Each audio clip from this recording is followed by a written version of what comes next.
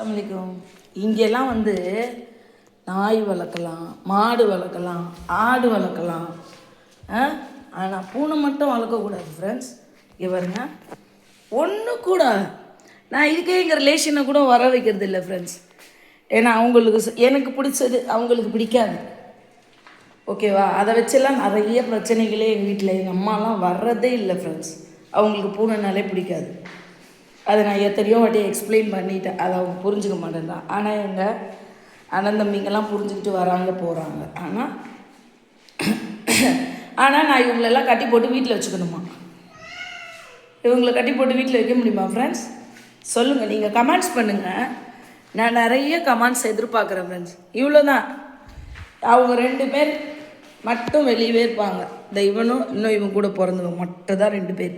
பெரிய ticket 2 ticket வெளியிலே தான். அது அந்த வீட்லேயே செட்டில் ஆகிட்டாங்க. பசி எடுத்தால் மட்டும் வருவாங்க நம்ம வீட்டுக்கு. அவங்கள கூட நான் விட்டுட்டு போகக்கூடாதுன்னு நினைக்கிறேன் ஃப்ரெண்ட்ஸ்.